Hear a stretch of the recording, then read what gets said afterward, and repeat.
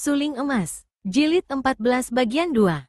Perpisahan ini amat menyedihkan. Bu Song tidak mau pergi meninggalkan suhunya sebelum orang tua itu pergi lebih dulu.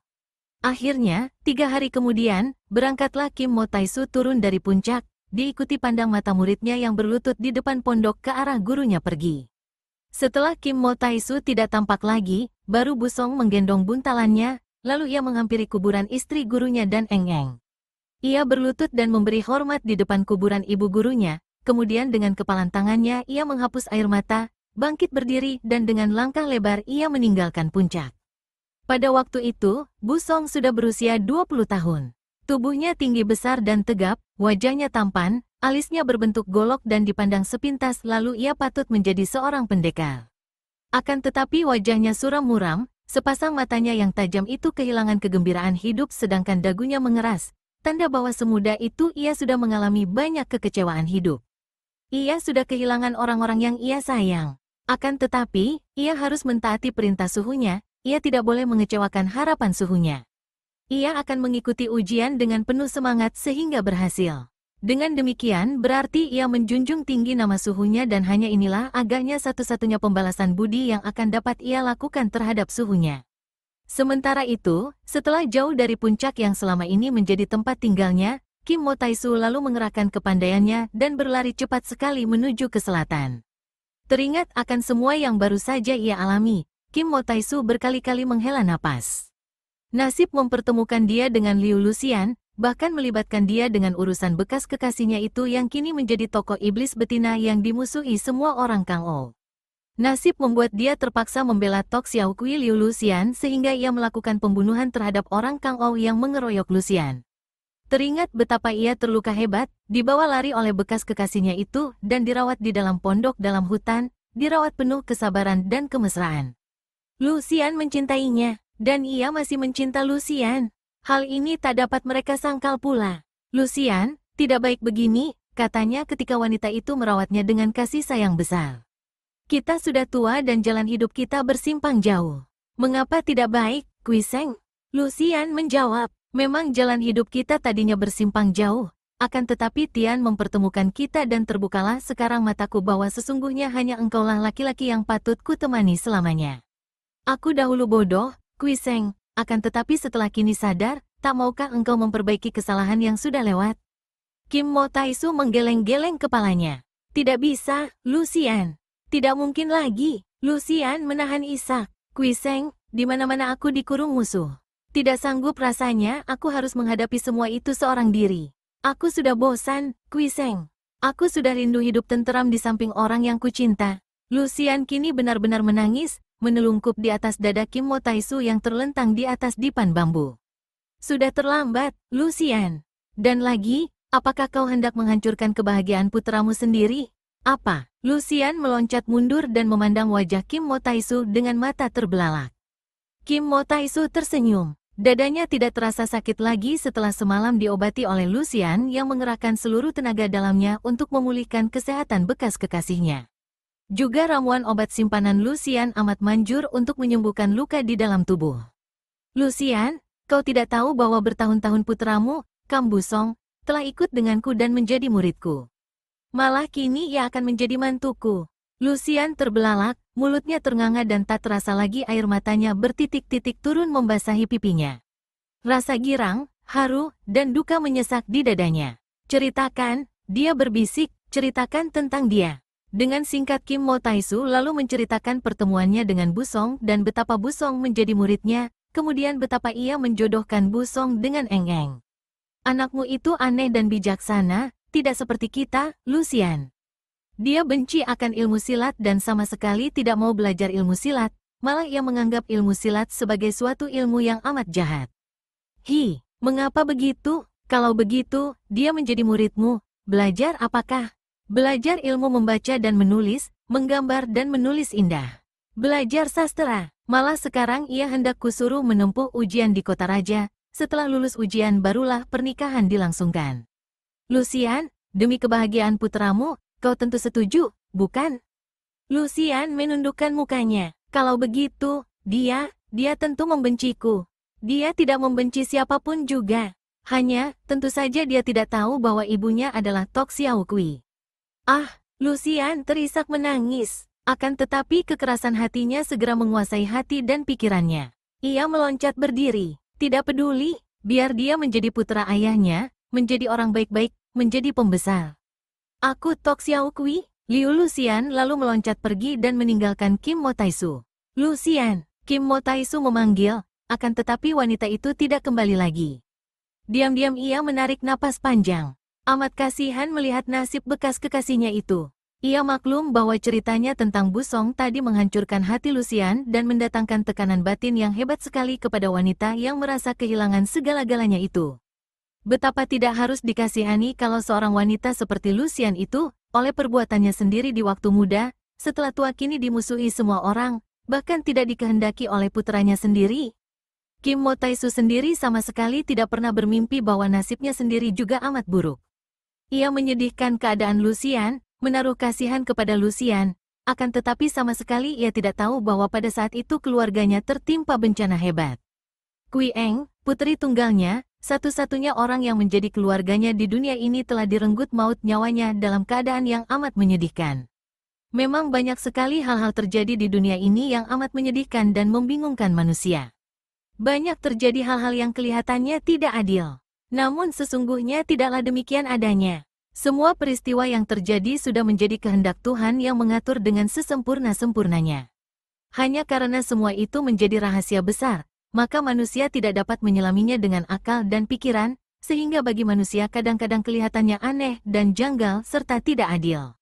Bagi pendapat umum, agaknya sudahlah sepatutnya kalau orang seperti Liu Lucian setelah tua hidup menderita oleh karena ia memetik buah daripada semua perbuatannya sendiri di waktu ia masih muda. Masih muda menjadi hamba nafsu, setelah tua timbul sesal dan duka. Akan tetapi bagaimanakah dengan Kim Mo Taisu? Mengapa ia selalu hidup merana dan sengsara? Bukankah dia seorang pendekar besar, seorang yang berbudi baik? Mengapa ia pun mengalami hidup menderita di waktu tua? Memang sudah semestinya begitulah. Dunia ini berputar oleh dua sifat yang bertentangan dan saling dorong, saling menghidupkan. Ada terang, ada gelap, ada panas, ada dingin. Sudah semestinya begitu. Yang menderita karena gelap, yang menderita karena panas atau dingin. Bahagialah mereka yang tidak menderita karena terang atau gelap, karena panas atau dingin.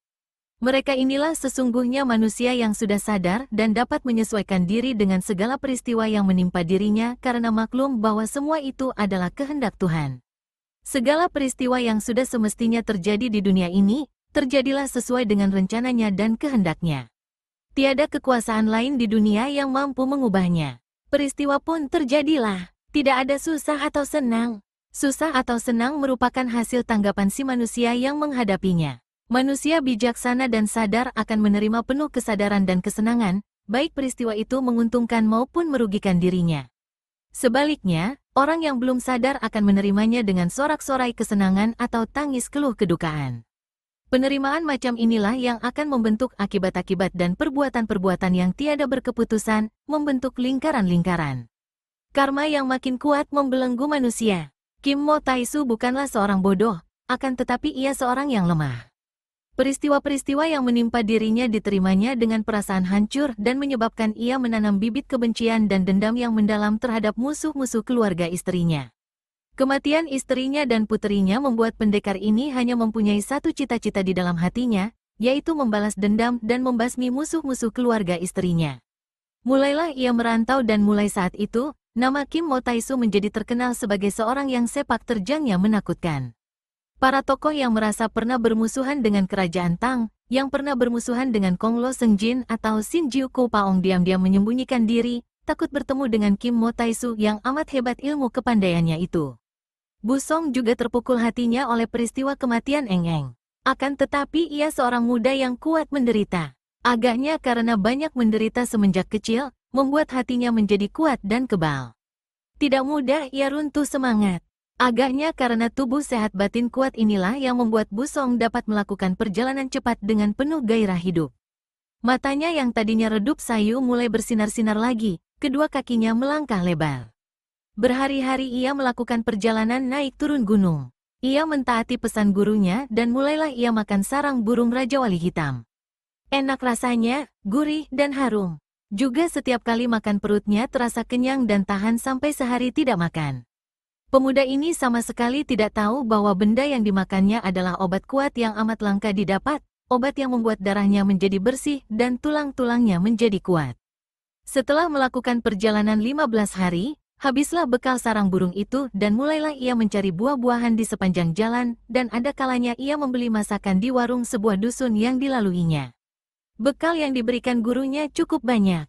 Pada suatu hari ketika ia melalui sebuah lereng gunung yang terjal, ia mendengar suara orang bertempur. Suara itu datangnya dari bawah lereng dan yang membuat Busong tertarik dan kaget adalah suara melengking tinggi yang aneh, seperti orang tertawa akan tetapi juga seperti suara wanita menangis. Ia lalu mempercepat langkahnya menuju ke arah suara itu.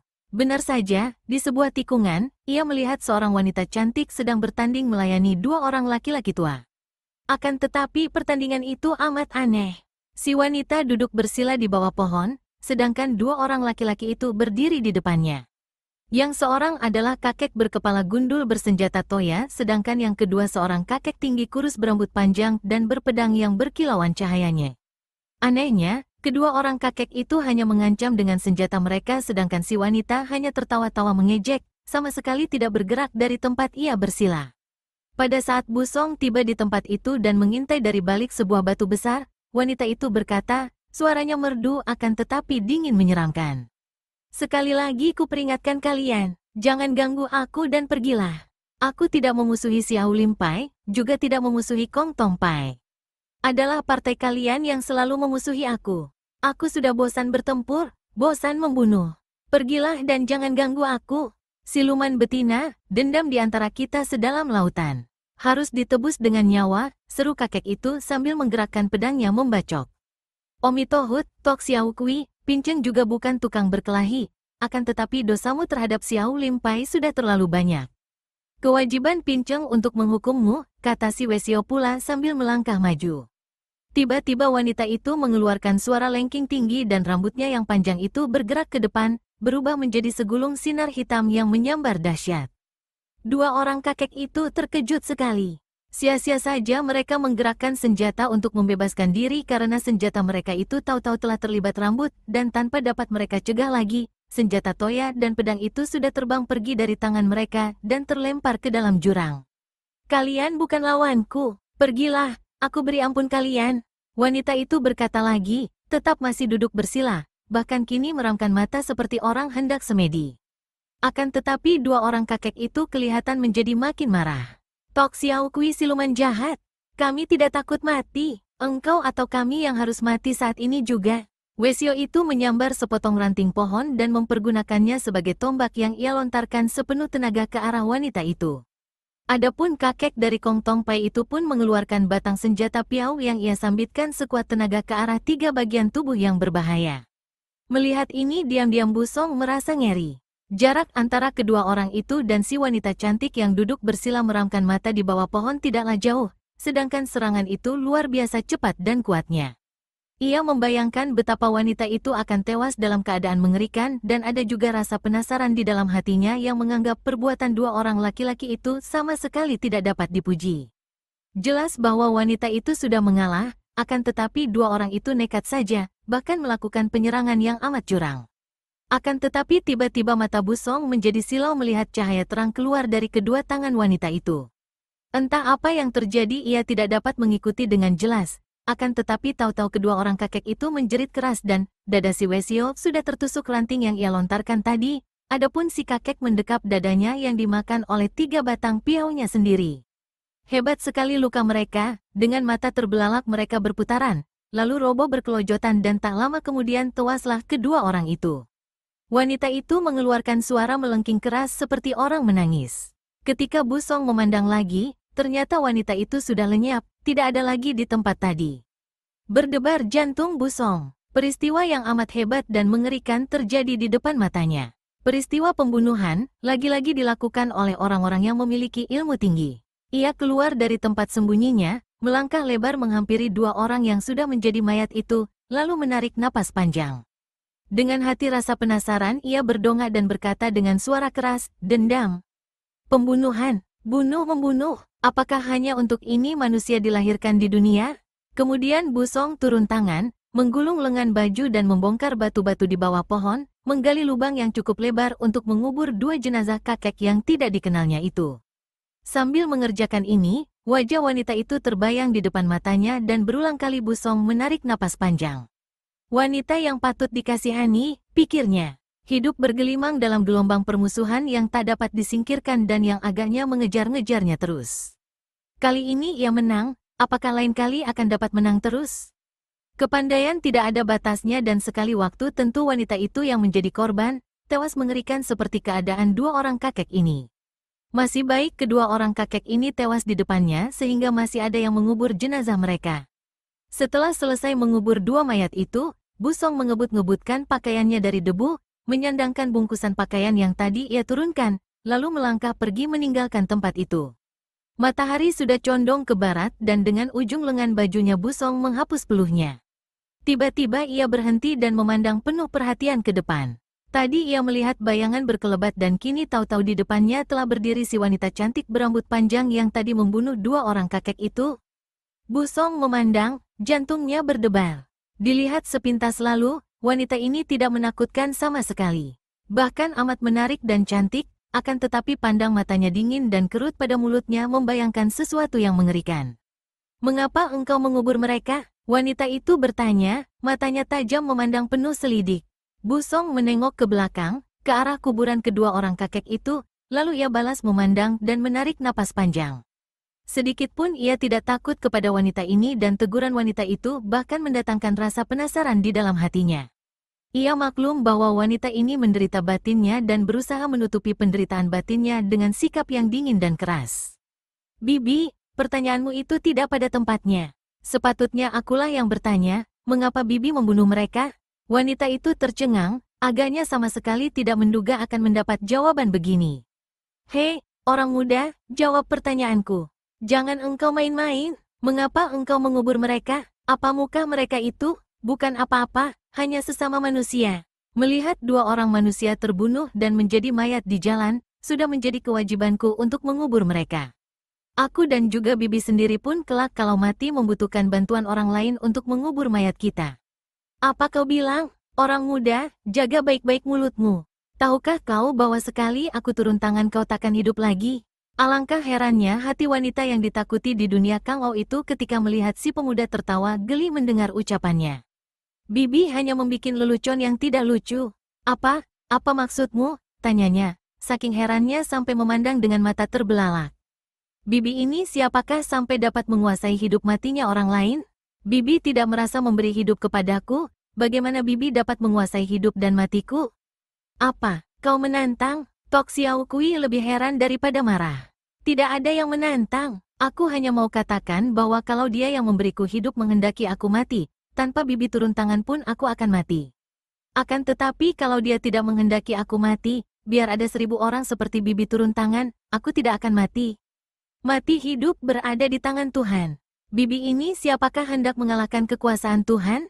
Padahal mati hidup Bibi sendiri berada di tangannya. Dapatkah Bibi melawan maut apabila Tuhan menghendaki nyawa Bibi kembali ke asalnya?" Seketika pucat wajah Tok Xiao Kui. Matanya terbelalak dan ia meraba pipinya tanpa ia sadari. Aku tidak akan mati." Busong menggeleng-geleng kepalanya, lalu ia melangkahkan kaki pergi dari situ sambil berkata, "Bibi seorang yang patut dikasihani." Angin menyambar keras tahu-tahu wanita itu sudah berdiri menghadang di depannya. Bocah lancang, kau bilang apa tadi?" "Aku bilang kau patut dikasihani sampai-sampai tidak mau mengakui kekuasaan Tuhan, dan mengingkari kenyataan bahwa semua manusia mesti mati. Bibi takut mati, itu berarti Bibi kehilangan pegangan dalam hidup, bahwa Bibi kehilangan kepribadian, bahwa Bibi menganggap hidup ini dapat kau pegang dan kau kuasai. Itulah sebabnya Bibi terlalu mudah membunuh orang, mengira bahwa nyawa Bibi berada di tangan orang lain yang memusuhi Bibi. Betapa sengsara hidup seperti Bibi ini." Makin pucat muka wanita itu. "Kau bohong, aku tidak takut siapapun juga. Kau lihat sendiri tadi, mereka berdua memusuhiku akan tetapi tidak dapat melawanku. Siapa memusuhiku akan mati? Betulkah itu, Bibi? Mengalahkan orang lain bukan hal aneh, mengalahkan nafsu pribadi barulah perbuatan mulia. Makin banyak Bibi membunuh orang, makin banyak pula menanam bibit permusuhan dan makin sengsaralah hidup." Manusia hidup untuk saling bantu, saling tolong, bukan saling bermusuhan dan saling bunuh. Abis, kalau dua orang keparat tadi memaksaku, apakah aku harus menyerahkan diri dibunuh begitu saja? Ah, Bibi kurang akal. Bibi Sakti, apa sukarnya menjauhkan diri dari mereka yang memusuhi Bibi? Akan tetapi Bibi memang haus darah, suka membunuh, sungguh keji. Wanita itu marah sekali. Ia mengeluarkan lengking tinggi dan tangannya sudah diangkat ke atas. Dari tangan kanan itu keluar hawa yang amat panas, sedangkan bunyi melengking hebat itu sudah hampir merobohkan Busong yang tiba-tiba merasa dadanya seperti ditusuk-tusuk. Keparat bermulut lancang, siapa kau? Aku takkan membunuh orang tak bernama. Busong tenang-tenang saja, memang ia sendiri memandang hidup ini hampa dan penuh derita kecewa setelah kematian Eng-Eng. Sama sekali ia tidak takut akan kematian yang mengancamnya. Kalau Tuhan menghendaki aku mati dan Bibi berhasil membunuhku, berarti Bibi hanya membebaskan aku daripada belenggu hidup. Aku tidak akan rugi apa-apa, akan tetapi kau sendiri yang menambahi mata rantai yang membelenggu kehidupanmu, Bibi. Namaku Busong. Busong. Mata itu terbelalak lebar dan muka yang cantik itu makin pucat. Kau, murid Kim Mo Taisu. Beliau adalah guruku, akan tetapi aku tidak akan menggunakan nama guruku untuk perisai nyawaku. Guruku sendiri tidak menguasai nyawaku, hanya Tuhan yang berhak akan mati hidupku. Plakek, tangan itu menamparkan turun, akan tetapi yang ditampar bukan muka Busong, melainkan mukanya sendiri. Wanita itu jatuh terguling, lalu menangis dan akhirnya melompat pergi cepat sekali. Hanya lengking tangisnya masih terdengar oleh Busong yang berdiri bengong, lalu menggeleng-geleng kepalanya.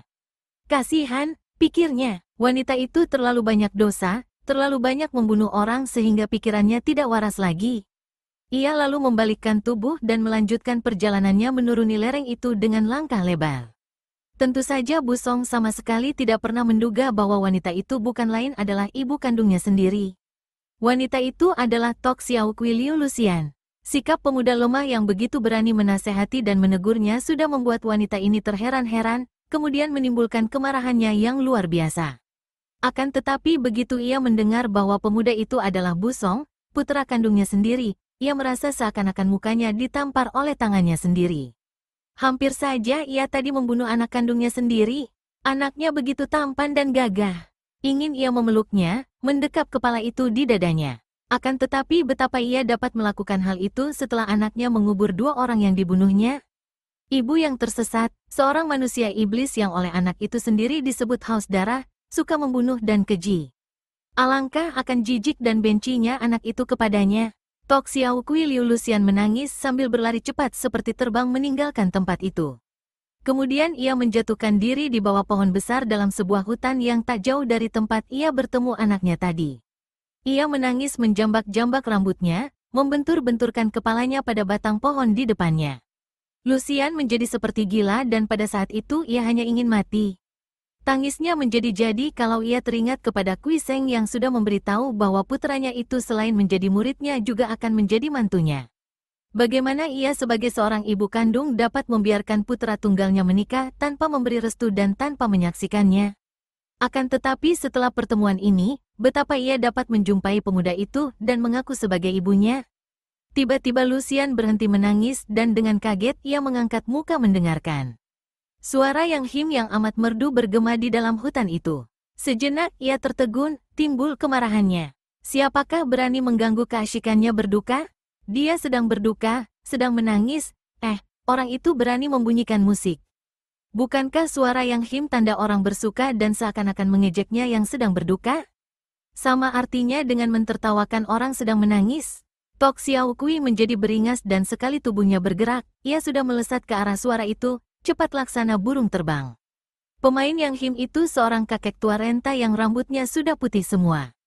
Kakek itu duduk bersila memangku sebuah alat musik yang him, jari-jari kedua tangannya bergerak-gerak perlahan memainkan tali-tali yang him, mulutnya tersenyum dan pandang matanya melayang jauh ke depan dan agaknya seperti hendak menjenguk rahasia di balik awan. Melihat cara kakek ini mainkan yang him, Lucian dapat menduga bahwa kakek ini tentulah seorang berilmu tinggi dan tak salah lagi tentulah seorang di antara tokoh-tokoh Kang Ou yang selama ini mengejar-ngejar dan memusuhinya. Lebih baik turun tangan lebih dulu sebelum kakek itu sempat menyerangnya, ia pikir. Karena ingin sekali pukul beres, Lucian sudah mengeluarkan jarum-jarum merah Sian Tok Ciam dan dengan pengerahan tenaga Sinkang ia melemparkan jarum-jarum itu ke arah kakek tua renta yang masih enak-enak main Yang Him. Dengan jelas Lucian melihat betapa 7 batang jarum-jarumnya mengenai sasaran dengan tepat dan lenyap memasuki tubuh kakek itu melalui jalan darah yang diarahnya. Akan tetapi ia terbelalak heran melihat betapa kakek itu masih saja enak-enak mainkan Yang Him, hanya kedua matanya kini dipejamkan dan napasnya tertahan. Tak lama kemudian, uap putih mengepul dari ubun-ubun kepalanya yang sudah berambut putih, disusul dengan uap putih yang keluar dari mulut dan hidungnya ketika kakek itu membuang napas dan, dari dalam mulut kakek itu keluarlah 7 batang jarum merahnya, runtuh dan jatuh berhamburan di dekat Yang Him. Lucian tak pernah dapat percaya kalau tidak menyaksikan sendiri hal aneh ini. Ilmu apakah yang dimiliki kakek itu? Tadi ia melihat jelas betapa jarum-jarumnya mengenai sasaran dengan tepat. Lucian menjadi kaget dan juga gelisah. Kalau kakek ini seorang musuh, berarti ia kini bertemu dengan seorang yang memiliki kesaktian luar biasa. Dan teringatlah ia akan peringatan yang keluar dari mulut putranya tadi. Agaknya kali ini ia takkan menang, dan benarkah maut akan menjemput nyawanya melalui tangan kakek yang bermain Yang Him ini? Tidak, ia tidak boleh menerima kalah begitu saja. Dengan penuh kegeraman hati Lucian lompat mendekat dan kini ia menggunakan kedua tangannya berbareng melakukan pukulan maut ke arah kedua pundak kakek tua renta itu. Pukulan ini akan menghanguskan jantung dan menghancurkan isi dada dan untuk melakukan ini, kedua tangan Lucian mengeluarkan asap hitam dan seakan-akan membara saking panasnya. Dua pukulan yang dahsyat itu tepat mengenai sasarannya, di kedua pundak dekat leher kakek tua renta. Akan tetapi kakek itu masih tetap enak-enak duduk mainkan Yang Him sedangkan Lucian terhuyung-huyung ke belakang seperti orang mabok. Kedua tangannya tadi jelas mengenai sasaran, akan tetapi semua tenaganya seperti disedot ke dalam samudra yang tak berdasar, membuat ia kehilangan keseimbangan, bahkan akibatnya ia merasa dirinya kosong sama sekali. Ia bengong memandang kakek itu dan mengira bahwa sebentar lagi kakek itu tentu akan roboh dan tewas akibat hawa pukulannya. Akan tetapi anehnya, kakek itu masih tersenyum dan warna menghitam itu bahkan perlahan-lahan lenyap dari kulit muka dan lehernya. Bagaikan dalam mimpi Lucian jatuh terduduk dan mendengarkan nyanyian wejangan kakek itu yang serasa meremas-remas jantungnya. Kejahatan yang dilakukan terhadap seorang tak berdosa, akan berbalik menimpa si dungu yang melakukannya. Bagaikan menebarkan debu melawan arah angin, yang akan menimpa dirinya sendiri. Lucian masih berdiri bengong memandang kakek itu dan mengira bahwa sebentar lagi kakek itu tentu akan roboh dan tewas akibat hawa pukulannya. Akan tetapi anehnya, kakek itu masih tersenyum dan warna menghitam itu bahkan perlahan-lahan lenyap dari kulit muka dan lehernya. Bagaikan dalam mimpi Lucian jatuh terduduk dan mendengarkan nyanyian wejangan kakek itu yang serasa meremas-remas jantungnya. Engkau bagaikan setangkai daun yang mengering layu, urusan kematian telah mendekatimu. Engkau berdiri di ambang pintu kematian, apakah persiapanmu untuk bekal di perjalanan? Buatlah pulau perlindungan bagimu, berjuanglah segera penuh bijaksana. Apabila engkau bersih dari noda dan bebas dari dosa, engkau akan mencapai sorga, alam para Arya. Berapa lama hidup ini, tanpa terasa engkau sudah menghampiri raja kematian. Tiada akan ada tempat untuk istirahat di perjalanan, dan engkau belum menyiapkan suatu perbekalan.